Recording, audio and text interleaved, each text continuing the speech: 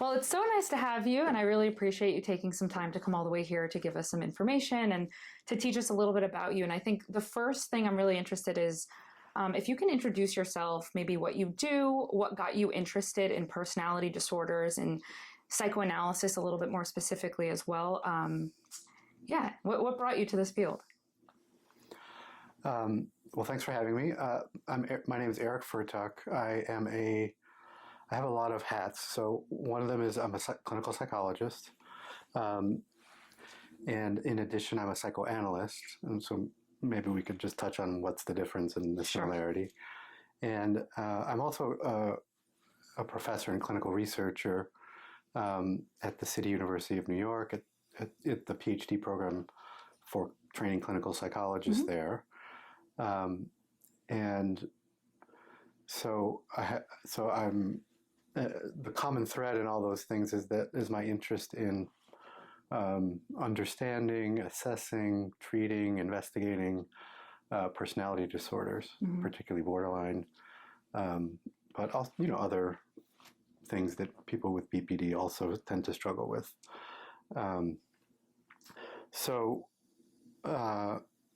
What got me interested in this? Yeah.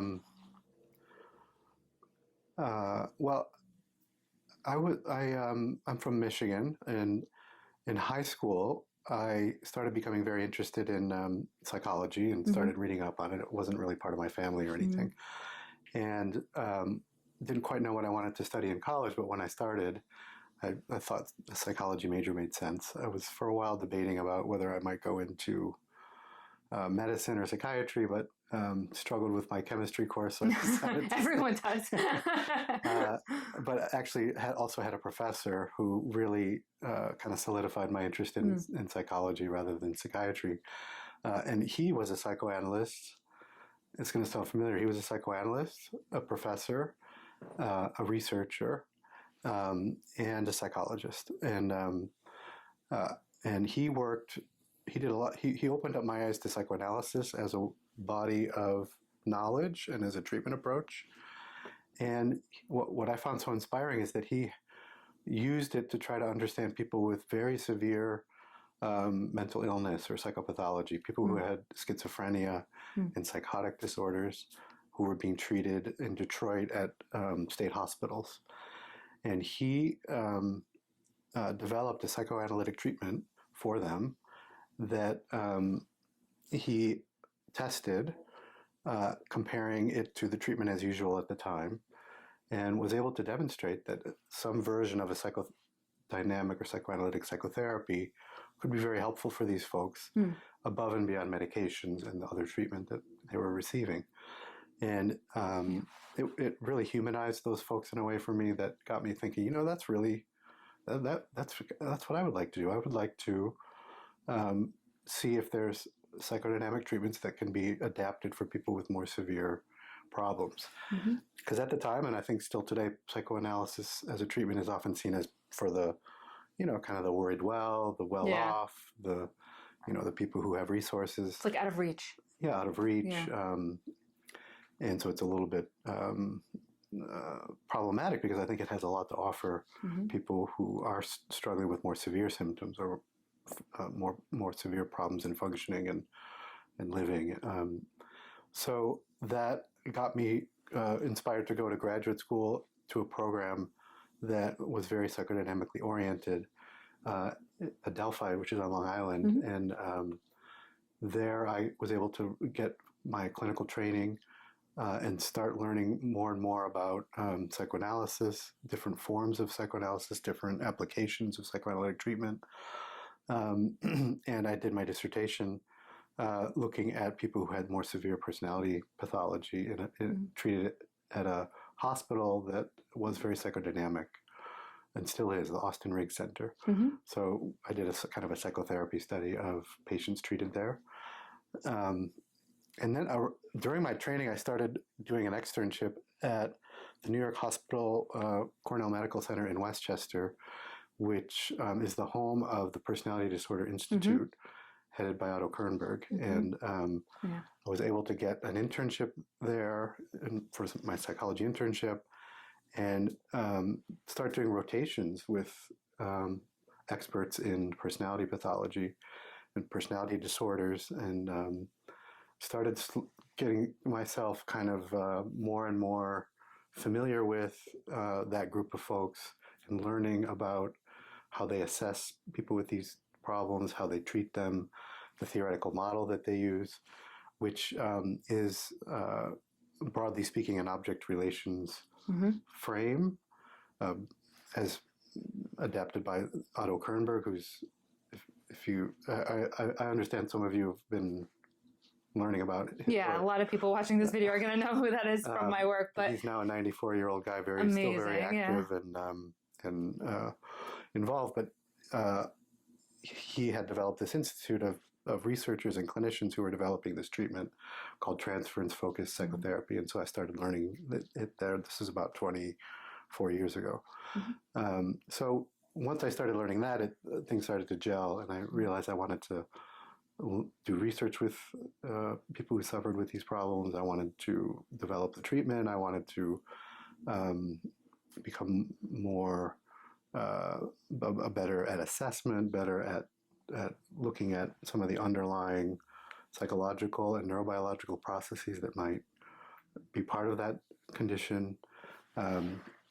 So I did postdoctoral training there. I started looking at the neuropsychology of BPD, which hadn't been looked at the time much, because people saw it as predominantly kind of an emotional or personality disorder. What does neurocognition have to do with it? But we were able to demonstrate that they do have often kind of relatively impaired capacity to make long-term decisions, and that this can influence things like impulsivity and some of the interpersonal problems.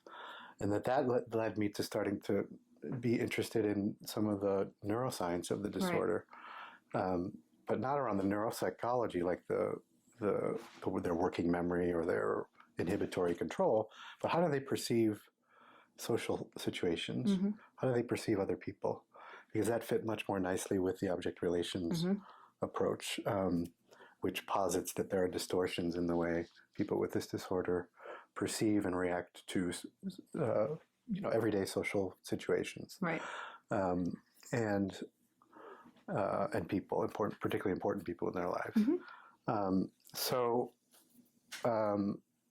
I don't know. We'll probably get into it more, but that's basically how I got into this. Yeah. But, so when you say like psychoanalysis, what would you say is like the biggest difference between the just the field of psychology and psychoanalysis now that they've been so separate? You say like the normal way of getting treated for BPD, or the more common way, is through DBT and CBT and all other more accessible therapies. But even for me, individuals with borderline that I even work with or interact with who want access to transference and maybe have never heard of it, like what is the difference? Why aren't they grouped into the same umbrella term? Why are they two separate kind of fields? That's a good question. They've become more separated, particularly here in the United States. In clinical psychology, when CBT came on the stage, it was a much better fit with American clinical psychology in a lot of ways. It's easier to teach. It's very open to research. And psychology in the United States tends to be it's a very research-oriented profession, and most of the faculty on clinical psych departments kind of found it to be an exciting new approach that was very different from traditional psychoanalytic approaches, and that promised to provide rapid changes in things like depression and anxiety without having to spend years on a couch. And so it was very appealing, and the result was that it really penetrated American clinical psychology training over the last few decades to the point where most of the psychoanalytic faculty have either retired out or not. And even the education programs are like there's only there's not many. In American education system, like in psychoanalysis. And even the ones that do stand, at least at like good, institutions are like certificates, or I think there's like Exactly. one main master's program, and like Right. there's just not many. So psychoanalysis has this tradition of having institutes that are freestanding, Mhm. that are outside of the university systems. Like the one at Cornell that came from Kernberg That one's a unique, and it's not a psychoanalytic training program per se. Institute more. It's a research institute, and two, we don't really. Yeah, it's not a psychoanalytic training program. We do some TFP training, but it's more of an academic center. Mm-hmm. The few exceptions of psychoanalytic institutes that are part of a university are Columbia, I think Emory. There's maybe a couple more, but for the most part, they're like freestanding. They're not directly linked with the university. Now, this gives them freedom to develop their own programs and things like that, but it's a problem because what it led to is that psychoanalysis was divorced from the academy, divorced from research, divorced from peer review, divorced from keeping up to speed with the latest developments in research and science, and that as a result, it's gotten a very bad rap in academic circles. Yeah, I mean, I've heard even like therapists and licensed professionals who hear psychoanalysis and they go, "Oh, garbage," Exactly. Immediately, and I disagree with that. And that's partly psychoanalysts' fault because of they tend to be pretty rigid in the way they think about research. They're not that open to doing clinical trials and manualizing the treatments to the degree that you can teach it consistently so that everyone's generally doing something similar, which is necessary to do good research. And so for the last 15, 20 years, there's been a lot of catch-up that psychodynamic clinicians and researchers have had to do. And it's only really in the last 10 years that there's been a body of studies now for psychodynamically oriented treatments, not psychoanalysis. And these tend to be more brief treatments that demonstrate that it seems just as good as CBT and other approaches for a lot of prominent conditions, including BPD. And so now there's two prominent psychodynamic treatments that are considered evidence-based for the treatment of borderline personality disorder. One is transference focused psychotherapy, and the other is mentalization-based treatment. They're both rooted in psychodynamic thinking and theory, and they seem just as effective as CBT and DBT and other approaches for BPD in the trials that people have conducted. So we're in a funny position now where, psychoanalysis is a little bit of an outsider, and trying to kind of like reestablish itself in traditional psychology and psychotherapeutic circles. What would you say makes psychoanalysis? Like what's at the root of psychoanalysis that makes it what it is? I think what's unique about the psychoanalytic theory and treatment is that it's rooted in a model of the mind that assumes a large role for things that are unconscious, that there's all kinds of forces that we aren't consciously aware of that shape our behavior, our decisions, our symptoms, if we have them, and our struggles, and that connected to that, all of us are trying to navigate conflicts that we have, internal conflicts, a conflict to, both have exclusive attention of mom, for example, while simultaneously recognizing that you have a sibling who also needs attention from mom or dad, right? And that those kind of conflicts are just everywhere. They're ubiquitous, and how we navigate them and resolve them as we grow up can have a big impact on our personality and the degree to which we might struggle with symptoms and personality problems. The other thing, so that's the model of the mind is rooted in unconscious processes and conflicts. And the treatment approach, building on that, is rooted in creating a relationship with a therapist that allows for the more in-depth exploration of all those things. including through something called the transference. And the transference is the activation, we think, of these earlier kind of templates that we've had with early people in our life, our parents, our siblings, and that have become kind of internalized. Maybe we'll probably come back to that term. But that can in adulthood get played out in new relationships, right? That with people who you didn't know when you were young, right? So the psychoanalyst or the psychoanalytic therapist often creates a treatment environment that facilitates the activation of the transference so that it can be explored and then worked through, we say, so that the problems from the past can get reactivated in the present with someone who can help the patient. So you can resolve, essentially. To resolve and to become more adaptive in various ways with the conflicts that they're bringing. Right. And in personality disorders to more integrate as, aspects of their personality that have become split or fragmented or dissociated from each other. Right. And so that's relatively unique, that it would use the actual therapy relationship itself to as a mechanism of change, which I think is still pretty unique to psychoanalysis, psychoanalytic approaches, is that the central role of the therapeutic relationship to use transference to work through these things. And then also thinking beyond symptom change. So we don't want to just reduce people's suicidality and decrease their anxiety. Right, which I think can be sometimes a very strong focus on symptoms. Get rid of them, medicate them, like push through or whatever, like learn. Like I know for, borderline, it's like, oh, you're so dysregulated, meditate, breathe, this, that. And it's like, well, hold on, what's causing this? Why is this dysregulation there? And I think it's like the meat of what you're really trying to resolve. Right. Now, we don't want people to live with them and not be, of those course. Are horrible symptoms. Yeah, of course. But, and we're interested in helping with them, but that's not the end point. It's, we really want to help people develop the capacity for deeper loving relations with other people, and to be able to invest in something that's important to them outside themselves, a career, a focus, some sort of meaningful life activity for them.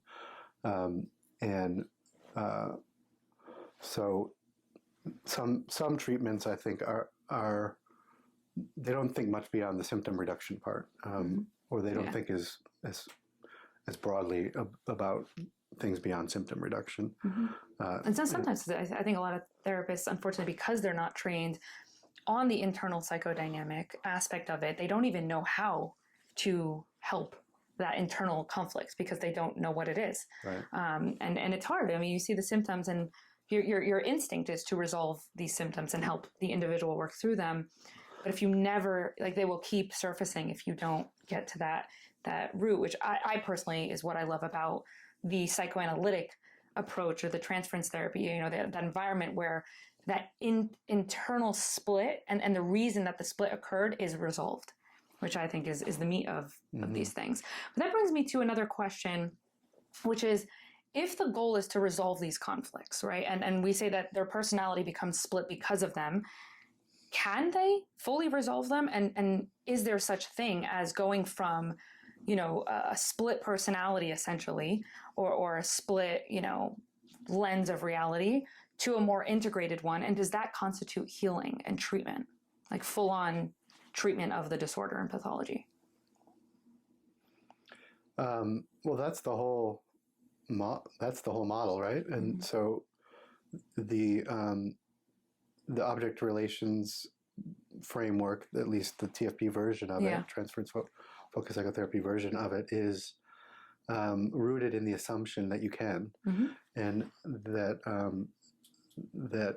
by harnessing what happens in the transference, not just what happens in the transference, but including what happens in the transference. Because in TFP, you're also, of course, working on people's real relationships outside the therapy. That you can help people to integrate these, quote, splits in whatever form they're taking for that person. And that can lead to a consolidation, we call it a consolidation or an integration of personality that leads to a higher functioning personality structure. where you're no longer quite as buffeted by these past objects and splits as completely infusing your interpretation of what's happening in your day-to-day life, and being able to reflect upon where it fits, where it doesn't fit, and also being able to appreciate imperfections in both oneself and other people, without feeling like that they become completely depreciated, or without feeling like you have to declare them an enemy, or without feeling betrayed and let down or disappointed as you might have felt when you were still living in those conflictual splits.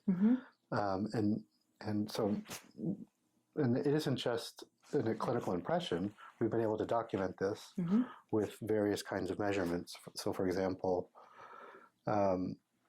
there's measures of something called attachment style and attachment security versus insecurity.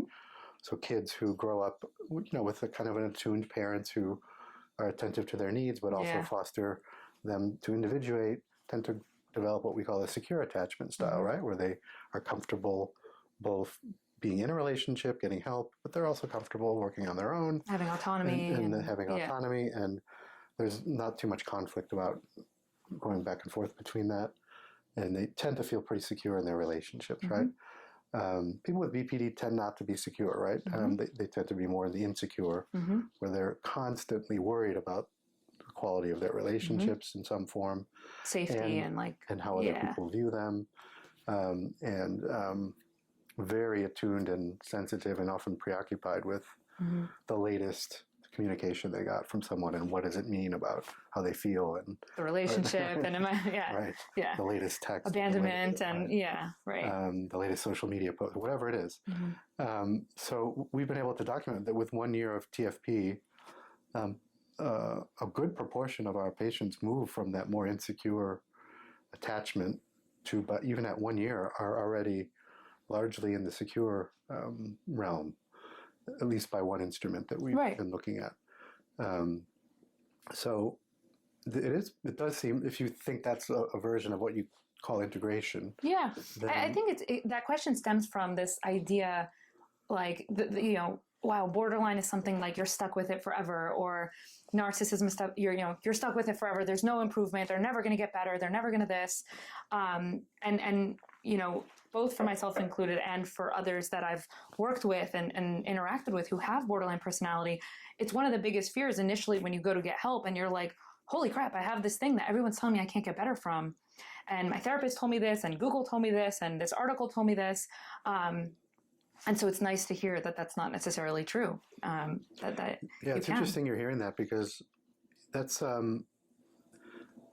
at this point that's a myth. I think it's safe to say that's a myth. But it's a common myth that not just people who had this disorder maybe felt, but clinicians feel it, particularly those who haven't kept up with the literature for the last 15, 20 years. That it was and that was one of the reasons it was put on what they called Axis 2 of the DSM and back before the current version, is because it was seen as sort of a stable, relatively intractable, chronic condition that would be very hard to change. But I think the longitudinal, people do longitudinal research now, where they'll say, okay, you were diagnosed with BPD when you were 20, and we're going to follow you for 2 years, 4 years, 6 years, and we're going to keep following up. And see what you over did. 16 years. Mary Zannarini did this in I think Boston, I've seen it, and other people have done it since. And they tracked, okay, do you how many of symptoms of BPD do you have as you age? Now, these were mostly people who were getting some sort of treatment, off and on, at least during those 16 years, because they had some contact with the hospital. So they may not have been the most severe, or they might have been actually more severe, right? Because it's the more severe once you end up in the hospital. So there's questions about the generalizability of this finding, but the general finding was, within a few years, most people who had been diagnosed at age 20 no longer met full criteria for the disorder 4 years later, 6 years later. And by 16 years, the vast majority no longer met the DSM criteria. Now, that doesn't mean their lives were completely problem-free. Right. But this specific. But the symptoms had reduced. Issue, yeah. And they would have no longer, if during a standard interview, have met the criteria for BPD anymore.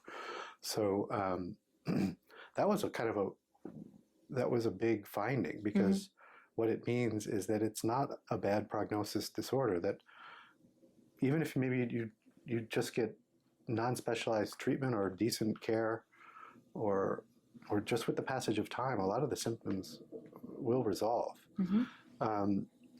So the tension has now turned towards, okay, so which one of, like, what are the types of people who have BPD who are likely to have a good prognosis versus the ones who are going to have a and more which therapies are helping struggling course, because there are a subset even within that study who didn't get better very easily, or had a much slower recovery. Is there any information on like what caused that, like why this group did? Yeah, we know a little bit about what we call negative prognostic signs. Sure.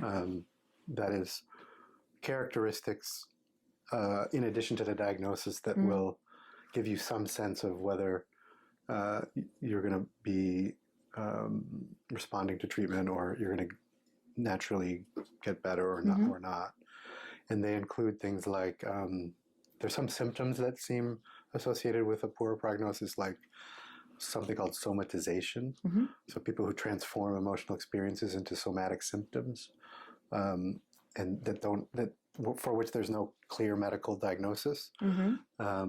It seems that those folks have a poor prognosis often. People who are highly kind of dependent on social services, and often have co-occurring medical problems that might contribute to that. Makes it worse. Or not. It's once you kind of get into the social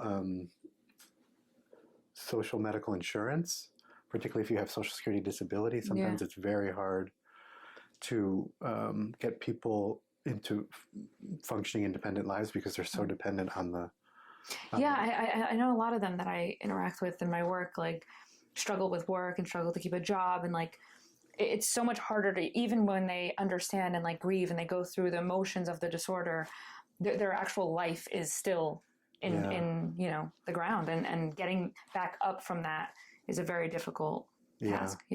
So in TFB, we have what we call a treatment contract at the beginning, where we require that people do at least 30 hours a week of what we call meaningful activity. That could be work, school, volunteer work, something outside themselves that they're doing for a good portion of the day that's pursuing a goal of some sort, or a career goal or something, or and because we found that without that, people, particularly who are in that kind of stuck in that cycle, there's a ceiling effect kind of. But if we can get them out and functioning and back to school or work, it really is like turbo boosts their therapy. Kind of spirals into the uphill this time. It can be really very helpful, even though it can be terrifying. Or there can be fits and starts, or people can have very pessimistic, like, I'm not good at anything, or whatever. The other negative prognostic signs are if people are just chronically dishonest, people who have are actually kind of more invested in being sick than in getting well, because it feels safe, it feels familiar, it feels like they'll be taken care of. Yeah, so, like there's a small population of people who like enjoy going to the hospital because it makes them feel someone's giving me attention, somebody's actually seeing me. Yeah, I've seen that for sure. Yeah, so that's a tricky one too, because there's a period where you might realize, wow, I'm not as sick as I was, right? And that's scary. Maybe, what if I get sick again and nobody's there? Or what if my therapist thinks I don't need his or her help anymore? And they're going to reject me now, right? So that it can create this anxiety panic, and it can lead to regressions. So these are the kind of things that can make for a more complicated. Yeah. Would you say the same response for people with narcissistic personality in terms of being able to fully integrate and have this autonomous life where their self-esteem has improved and they kind of are no longer splitting either, and that they have more of an integrated lens of reality. Have you seen cases like that, or would you say the same? I know there's not as many studies that I've seen. Yeah, but we started looking at that in our studies of transference-focused psychotherapy. We actually do full diagnostic interviews, and so we know whether or not they had a co-occurring anxiety disorder, depression, narcissistic, and some portion actually had both narcissistic personality disorder and borderline. And so we looked at, okay, do those people do better or worse? And in what ways are they different, or are they the same? We've just started looking at this.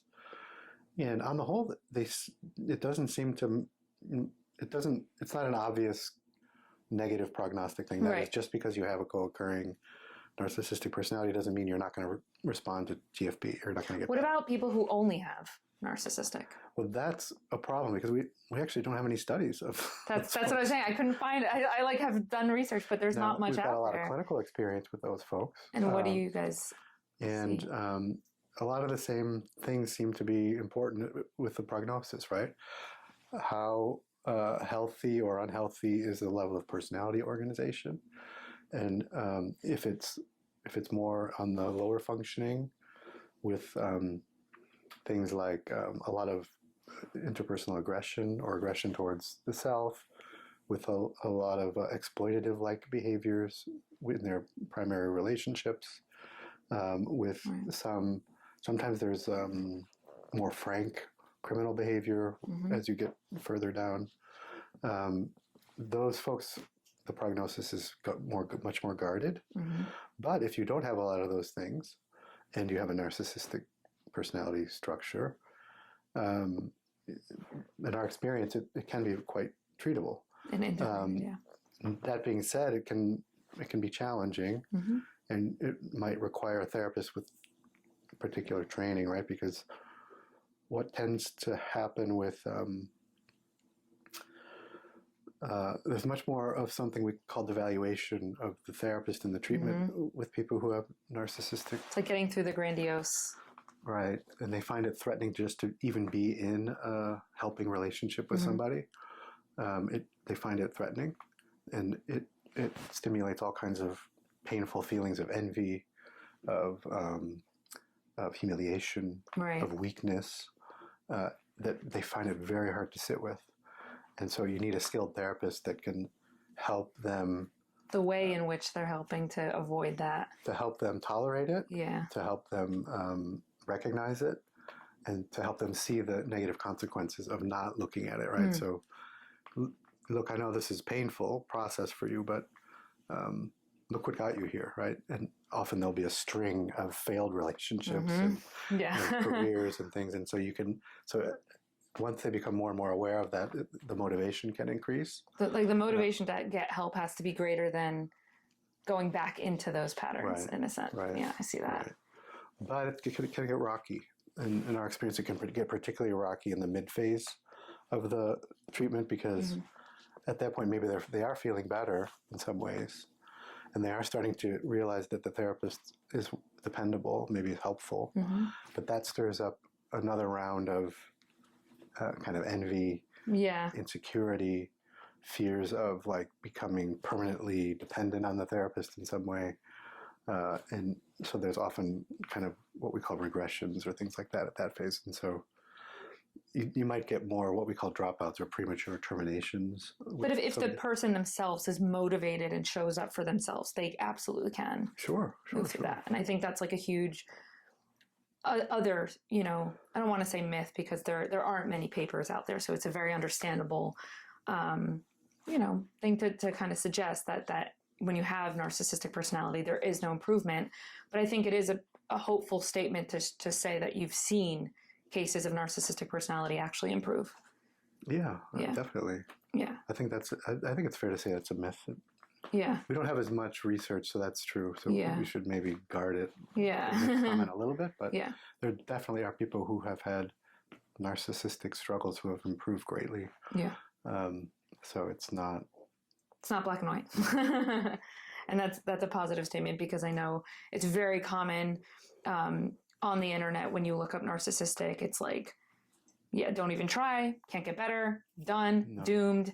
And I myself have so many of these individuals who come to me literally in tears of like, please help me. Like, I want the help, but I feel like I'm stuck like this forever. And so it's really nice to hear that. When you talk about transference, at the core of transference focused therapy is something called object relations.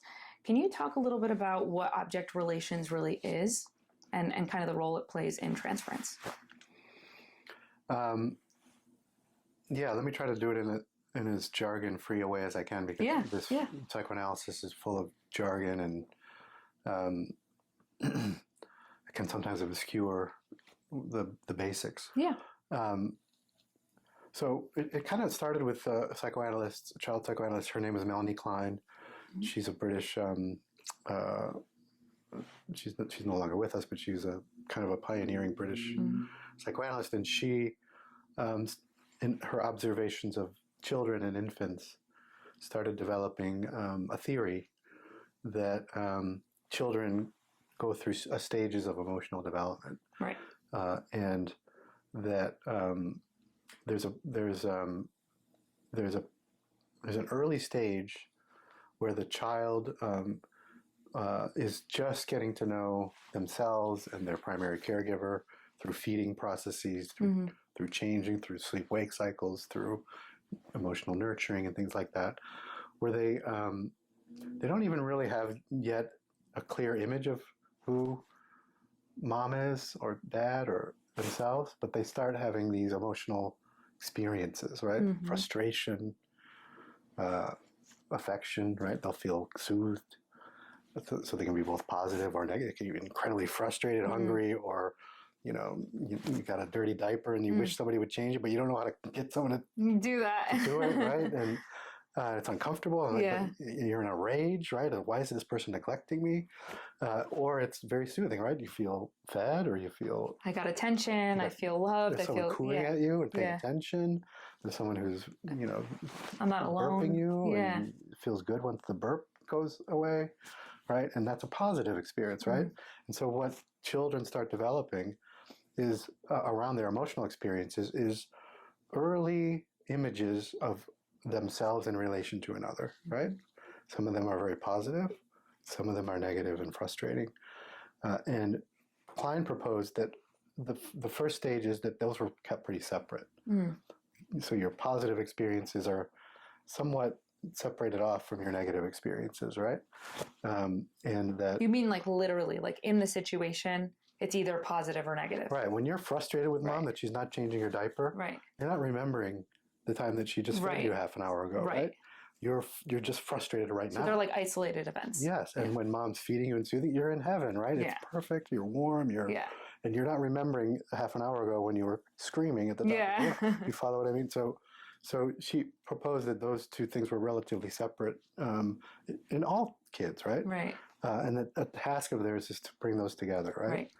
Now, if you are born into the world, this is according to object relations theory, with either a temperamental predisposition towards intense irritability, or, there's a lot of kids who it's very hard to soothe them.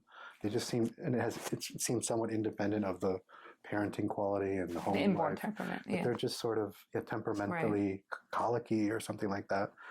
Then that's going to be one barrier to integrating these two things. The other is if you endure abuse, neglect, physical and emotional. So some combination of those two things might predispose some kids to having much more intense emotional experiences that are much harder to reconcile, right? And so she called this the paranoid schizoid position. And in the paranoid schizoid position, the infant wants to hold on to the good feelings, but feels terrified that the bad, frustrated feelings, where either someone's persecuting them or neglecting them, are going to overwhelm the good feelings.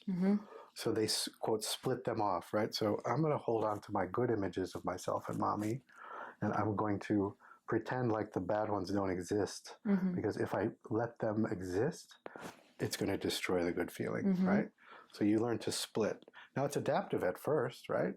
Because you want to hold, Hold on to those you want good. to hold on Yeah. to the good, but if at some point the child doesn't resolve that, then it leads to problems in a couple areas. One, a confusion about what's me and what's you. Mm-hmm. It can get very confusing. Wait, am I the frustrated one, or are they the frustrated? Am I the happy one, or are they? Mm-hmm. So there can be what we call self-other boundary disturbance, Mm-hmm. where it's not clear who's feeling what, and so that can lead to a sense of fragmentation and fear in and of itself. Yeah, which is common in BPD. Yeah. Yeah. And then the other problem it leads to is the inability to sort of integrate and take responsibility for one's own behavior and aggression, and also one's altruism, I suppose. Right. And you always see it as coming from without, right? So you see yourself as free of any aggression, but everyone else is aggressing against you, persecuting you, But it's neglecting you. it's your split that's doing that Yeah, to but others. you're Yeah. doing that defensively because Yeah. you can't tolerate that there's any badness in you. Mm-hmm. Or it's not really badness, but it feels like badness. Yeah. It's aggression, or it's frustration, or something like that. And so that kind of works to preserve a decent view of the self, but not in the long run, right? Because people aren't in reality all good or all bad usually. Right. And so if you start developing into early childhood and adolescence, and you've still got this split, you haven't brought them together, or you haven't integrated your views of self and other into more realistic Mm-hmm. wholes, then you're on this path to BPD, because your relationships are going to be infused with this, right? Mm-hmm. Polarized emotional experiences, a difficulty having a coherent, consistent view of yourself and other people over time, Mm-hmm. and a tendency to oscillate between, feeling persecuted and feeling perfectly nurtured, or at least searching out a perfect nurturing that will compensate for the horrible persecution you feel on a day-to-day basis. Why do you think it is that when somebody who is narcissistic or borderline goes into the external world to meet these internal functions that should be met internally, why do you think it is that doesn't just resolve it? Like, you would think, okay, like if I'm just thinking in this snapshot of an environment, if I'm feeling low self-esteem, or if I'm feeling low self-worth, or I don't feel safe, and I come into your environment, I'm like, can you make me feel safe? Can you make me feel like I'm good enough? And somebody's continuously doing that. And you'll see it, like partners will show up, friends will show up. Why doesn't that in itself resolve the problem? It kind of stays in that conflict. It just continues and continues. It doesn't seem good enough. Well, I mean, remember there's this split, right? So where's that emotional memory getting encoded and saved? It's getting encoded and saved predominantly in the positive idealized side, right? Mm-hmm. But it's having no impact on the dissociated negative persecutory side, right? So people become, even moment to moment, either in that camp or the other, right? So that same friend who came in and reassured you when you were feeling low self-esteem might not be available tomorrow. And then what? So you never learn how betrayed, to internally meet those functions, because you keep getting it from the outside. Like, it never transfers into an internal function, essentially. Well, it transforms into a split internal function. Right. So it gets incorporated into the split internal structure. Right. That's already dissociated, right? Right. So and it doesn't aid in the integration, right? It just in a way it reinforces the split. Yep. Because how do children do that, though? Like, what's the difference between let's say, for example, a mother who is like, good job, it's okay, like, you're great, you're this. Because if you think of like what a mother does, let's just take like a child who wants self-esteem, right? They go off and they fall on their face, and then mother's like, it's okay, you're strong, you're this, right? And like infuses this self-esteem. But if a partner does that, it doesn't transfer the same way. Is that because they've already defended against it, and it's such a rigid defense against that? Or like, is there a different process going on? Does it have to come from mother? How does that work? Well, one of the features of these kinds of structures in adulthood is that they're, yeah, as you said, they're rigid, right? They become very rigid, and they've been so over practiced by that point that it's hard to unlearn them. It's kind of like it's easier to learn. It's easier to change your technique when you're learning to ride a bike early when you're riding it versus later, right? Yeah. Or like if you have a bad ski technique, but you've been skiing for years, you need to unlearn and then relearn. And then relearn it. That's a lot harder than kids are very, just like learning languages, they can pick up languages and they're much more fluid and less rigid in their learning at a certain age, right? So if they've got an attuned adult who themselves is able to integrate positive and negative images of themselves and other, have relatively healthy object relations. It's more like a seamless They're going to help their child do that too, right? Because, for example, they won't take it as personally if their child's having a bad day, right? Right. Or if their child's colicky. It's expected. It's expected. They'll be able to hold on. Look, I want to kill my child right now, but I know I still love them, and they're a child. This is just a phase, right? Yeah.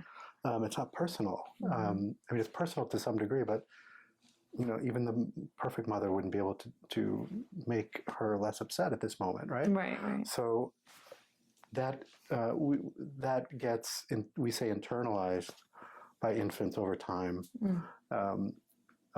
So I don't know the answer exactly to that. We need to investigate it, but the theory would be that the kids who don't develop that capacity to integrate at some point in childhood, that it's, I don't know if there's any one cause, but it could be that they have a very impoverished background where you have to live in the moment and you can't count on good things in the long run, right? And so that's literally all you know. Like another option doesn't exist to that child who grows up, then becomes an adult and is like, what do you mean there's another way to do this? Like, I don't know that. I know for me, when I was integrating my personality, and other people would be like, there's this thing called like a boundary. And I was like, a what? Like, what? I have a voice? Like, I could speak. Like, it was such a shocking experience for me. Like, I can just ask someone for help and say no to something. Like, what would happen? Would I be abandoned? Are they going to leave me? Am I going to lose all these other good, like you said, the good internalized objects that I kept? And that's exactly the injury, right? It's like you think something bad is going to happen if you do something another way. But because I've never done it before, I was like where everyone else would be like, yeah, like that's common sense. For me, I was like, holy, like I can just set a boundary. And then my second thing was like, where is the boundary? Where does it begin? Where does it end? Like, I don't have a boundary because I'm still merged with that parental figure in that symbiotic relationship of waiting for them to meet this need for me so that I can integrate it, and become whole. But it's fascinating that you say that. Like it's this fear of losing out on the good that it doesn't let you preserve the goodness. Yeah, that you can't let go of the fear bad. that it's going to get spoiled permanently. Yeah. If you do the wrong thing, or if you exert your needs too much, or right. It's like a fear of abandonment. Now, when you mentioned object relations, can you talk a little bit on the internal versus external relations and what whole object relations is?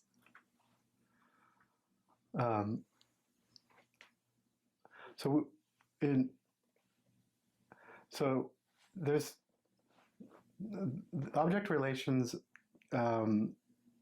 as they're more troubled, like split, or in more severe psychology, it's more fragmented even, right? Right. There's not even the coalition around positive and negative. It's just a fragmented view of the self that feels even scarier. Like you're losing, it's like the glass shattering or something. Right. With more borderline, it's not glass shattering, it's good bad, right?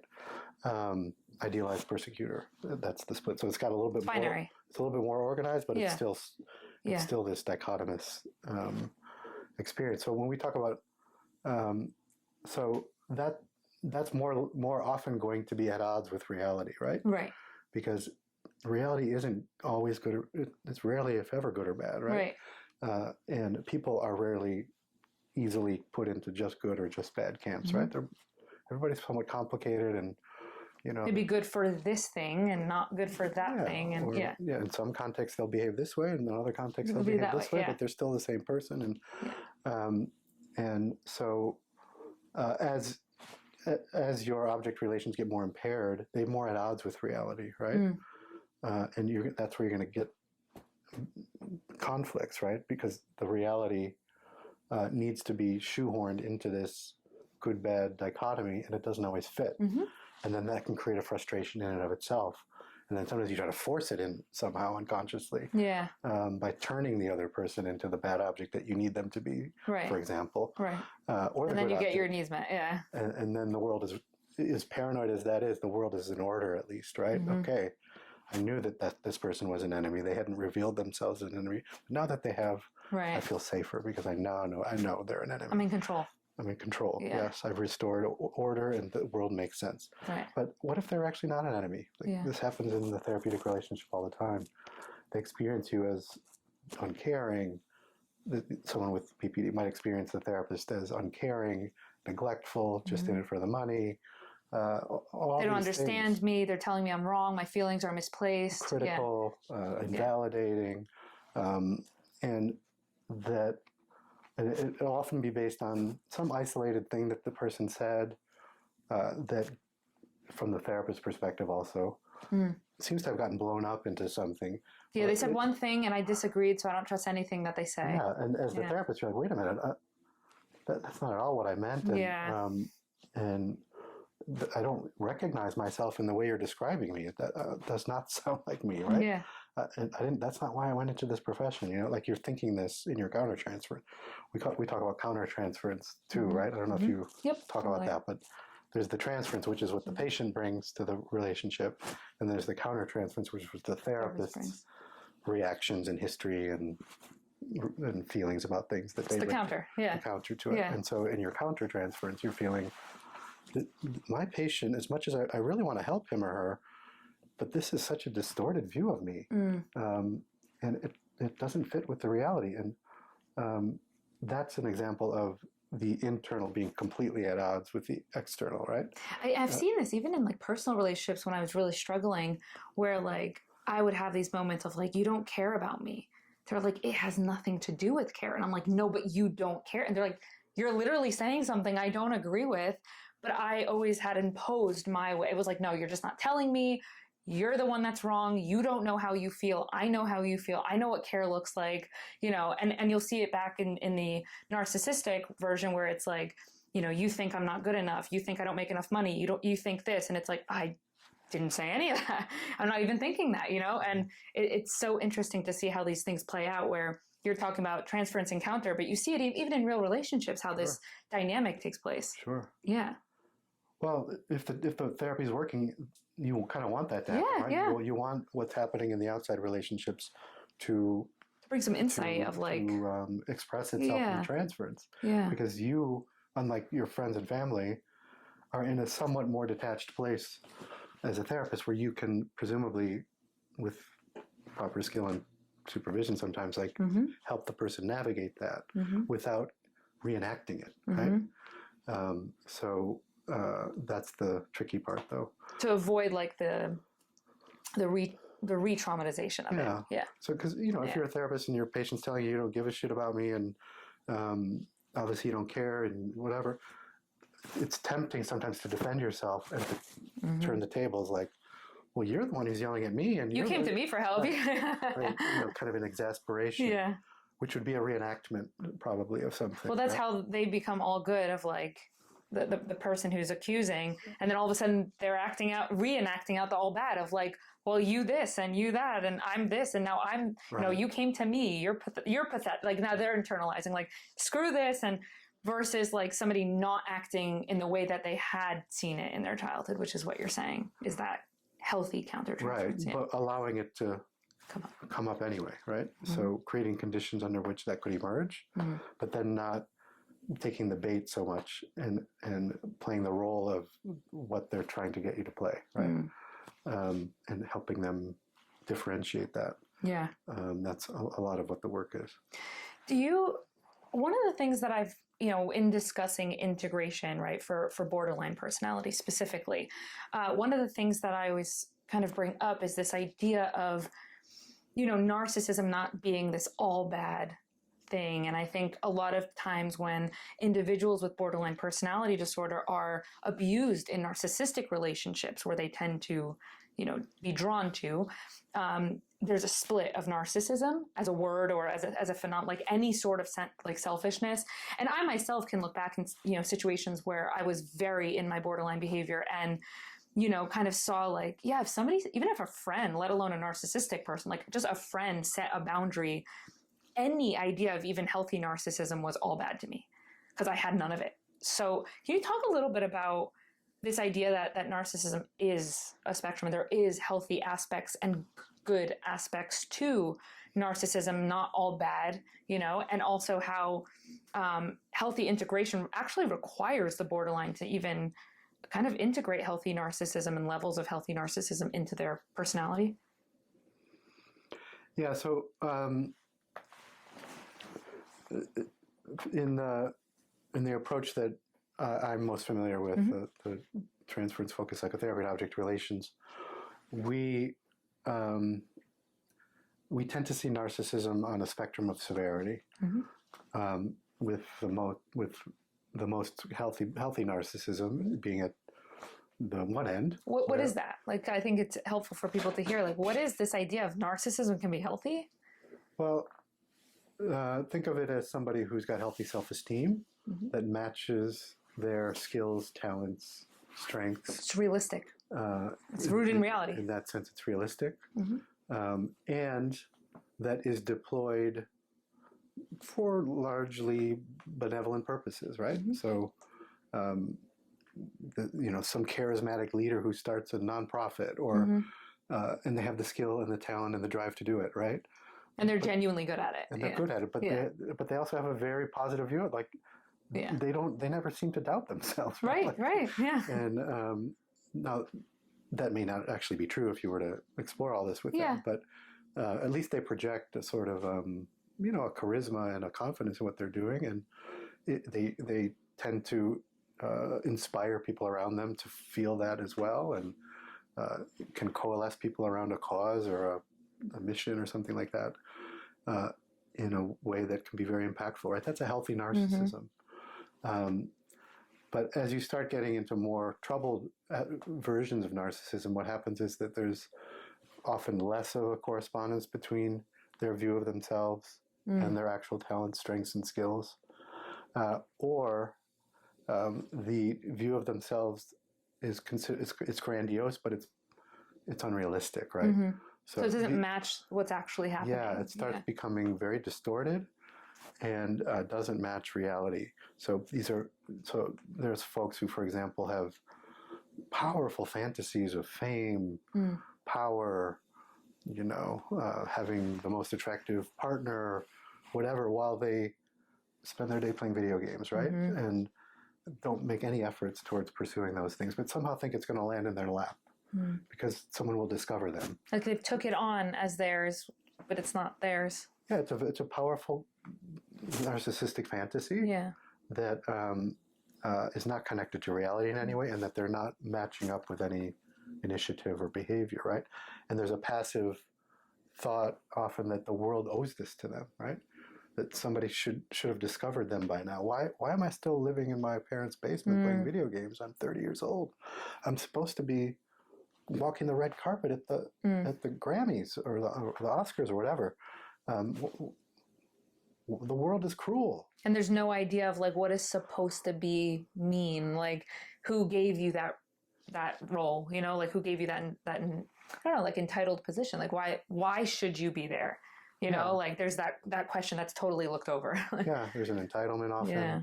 There's a deep envy of people who seem to have those things in the distorted fantasy that it was just handed to them, that they didn't have to work for it. Oh, like it's unfair. Why not me? Yeah. But now you're starting to get into more what we call pathological narcissism, right? Because it's associated with difficulties in living and sort of not pursuing your sort of life's passing you by, and you're not willing to start something, even if it means starting at the bottom and work your way up. And then as you get starting into more severe forms, it starts coalescing with more personality pathology in general. It can be infused with aggression either directed at the self or others, self-injurious behavior, suicide attempts that are infused with like a revenge against a cruel world kind of dynamic. Like the world has been so cruel to me. I So should they be keep here. the grandiose. It's part of the grandiosity is the suicide attempt, right? And I haven't some people heard have of this. fantasies that once they die, everyone will love them. Wow. In memory, and that's a very powerful motivator for the suicide attempt. Yeah. So and then as you start getting into the really much more severe forms, you start getting into sort of people who are. There's one level we call malignant narcissism, which is people who have that kind of level of aggression, a very paranoid worldview, and sort of a proneness to some criminal-like activity sometimes, or chronic dishonesty that never bothers them. Right. A lack of conscious remorse over having hurt people, that kind of stuff. Sometimes actual pleasure in hurting people. You know, the bully who loves to torture the other kids on the playground and gets enjoyment out of it. That kind of. And that's like. That's getting to the more severe forms of narcissism. Would you say that's like where things become malicious? Would you say that's part of narcissism, or would you say that's part that kind of crosses over into the like right on the border of psychopathy there? Well, the way we think about it, psychopathy is it's the same spectrum form of narcissism. Got it. Okay. Yeah. Okay. So it's the same spectrum. I mean, that may be a controversial take. There are certainly people who meet criteria for antisocial who aren't necessarily sociopathic. They're more like kind of impulsive in their. Yeah, because I think one of the things that I've noticed is like there's this difference between the antisocial and narcissistic personality structure, but more so what drives them. Like I've seen like antisocials really, they're driven by the power, by the control, whereas the narcissistic, or if it's the same continuum, however you want to word it, the lower end is more just self-esteem driven, right? Like I'll do anything to get attention, to get, to feel grandiose, to feel like I'm, like you said, dating the hottest person or whatever, sleeping with this person. Whereas that border, you'll see that change in motive and underlying motivation of behavior versus, is that something you've seen to be true? Could be. At the same time, it could be the same motive. It's just that there are fewer breaks on what they're willing to do to achieve it, right? So if you have no remorse and you enjoy hurting people, you're going to be doing much more dangerous. You're going to be a much more dangerous person to deal with than someone who has the same motivation, but it's like, oh, okay, but I can't. I'm not going to steal, or I'm not going to. I'm not going to. I don't need it that bad. Right, I'm not going to humiliate this person in public, right? So. So it's more about comfort and ego. There's this concept we call, I don't know if you cover ego syntonicity. Yep. And so something that feels completely part of yourself in a way that it's not a problem and that you would never question it, versus something that is part of you but that it really bothers you. Like it matches your view of yourself and your values. Sometimes you would bring to the attention of someone who's more disturbed, like, don't you ever feel any remorse about skimming, like embezzling money from your colleagues in your business, for example? And they'll be like, I never really thought about it. I kind of feel like they owe it to me.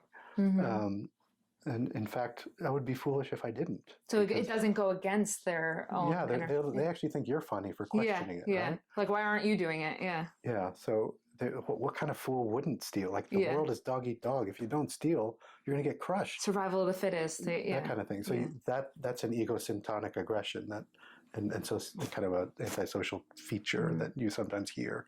Whereas someone who's it might be narcissistic, but a little more capable of recognizing there's a problem in that would be like, yeah, I feel a bit conflicted about it, but at the end of the day, they should have given me a raise last year. But I know if I get caught, I could be in big trouble. Here you're hearing a little bit of ego dystonicity. Right. And there's also like a questioning of like, where is my boundary? Right. Where's the line? And there's a little bit of a moral code in there that you can hear.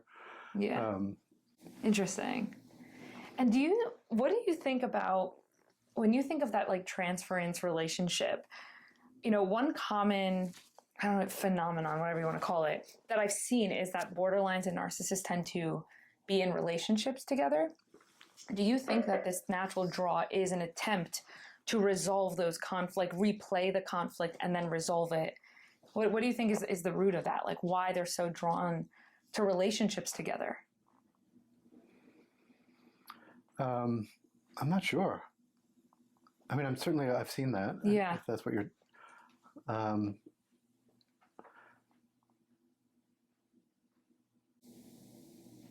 there's something, there can be something very appealing. One aspect of narcissism that can obscure its diagnosis is charm Mm-hmm. and the capacity to figure out what is important to you and then give it to you in the Mm-hmm. service of the person taking advantage or manipulating or having their own needs met. Mm-hmm. And like I'll give you so that you return back. Or in the short run, I'm going to, what's that phrase, love bombing or something? Yeah. Like that. Really, and if someone struggles with BPD, that's going to be that's going to fit right into the split, right? Because finally someone is giving me the love that I've been yearning for my whole life. So the fantasy worlds match. Yeah, so they're getting love bombed by potentially someone who's doing this for exploitative reasons, Mm-hmm. right? But it fits perfectly into their split of a wished for ideal love object, right? Mm-hmm. And match made in heaven, right? For in the short run, mm-hmm. Until boom, the reality starts intruding a little bit, right? And and it always does. But at that point, the bond is the high was there. Yeah, there's an intense bond that's very hard to break, and there's often this experience of like, this is the only person in the world. If I don't make this work, then I will have nobody forever, and it can be very hard to traumatizing to let go of, because it's like your best attempt at trying to resolve the conflict the way you think it should be resolved versus internally meeting those needs on your own and learning how to do that. The other thing that comes up is if the partner is narcissistic, they're threatened by the therapy relationship, right? Mm-hmm. So because they fear, maybe understandably so, that as their partner gets a little bit better and has a little bit more whole object perception of them, they're going to realize that they're bad news, and they're going to want to get rid of them, and then that's a threat to the narcissistic partner, and so they're going to do what they can to try to control and undermine the patient, and then your work with them potentially. Sometimes that can be a problem. Do you think that re-traumatization that can happen, when reality intrudes in these relationships, can be a positive stimulus for change and for insight, or do you think there's a way to avoid that and do it completely different that might be a little bit more effective? I've seen a lot of people who are like, but I just want to, make it work, and this is the reason I'm here, and nature brought me here for a reason, this type of thing. Do you think that it's healthier to remove and do something like transference or work in that relationship that's meant to bring insight? And the reason I ask is because there's a lot of times where, I can only speak on my behalf, but being somebody who had borderline personality, the areas where those triggers are, they're blunt. Like, unless someone told me I had them, I wouldn't have known that they existed, right? And so something has to start the fire where you're like, ooh, this burns. And to some degree, I can understand that, like, going to therapy, there might be things I can't even bring up because I don't know they exist, right? So to some degree, being triggered could be a good thing because it's insight. But I was curious if you've ever seen people who go through this. I haven't. It's news to me. I haven't. New to you. Okay. But I have treated people who are in romantic relationships that are conflictual or that have what we might call sadomasochistic qualities, where they're alternating between hurting and suffering with each other. That is the borderline narcissistic dynamic, essentially, where it's like played out in a relationship. Yeah. Played out to some degree in a relationship, right? So for those. Part of what you do when you're assessing a patient is evaluating their social life, right? And the quality of their romantic life. And, if it's a serious relation where they feel love for each other and it sort of seems to have promise, then you might refer them for couples therapy, right? They can somehow maintain some semblance of object because relations. I think just sort of unrefereed Sort of mutual provocation does not sound that helpful to me in the long run. More risky and hurtful. Yeah. And particularly I would be worried about that. But them working with a therapist who could help them, like not just going into it blind, which I think is important because of the growing population who's going through this, which I myself think is a little toxic, like to promote, like you said, like this, you guys do, like, it's like, okay, there's two people who don't know what's happening, why it's happening, where it's, you know what I mean? And that makes a lot more sense to just bring it into a place where you can get some guidance and you can get that clarity. Right. Yeah. So that you can find other ways to communicate that aren't so mutually destructive and hurtful, no? Right, right. Thank you for being here, and thank you for the work that you do. We're really grateful, and yeah, thank you. Well, thank you for the opportunity. You're welcome. It was interesting. Thank you.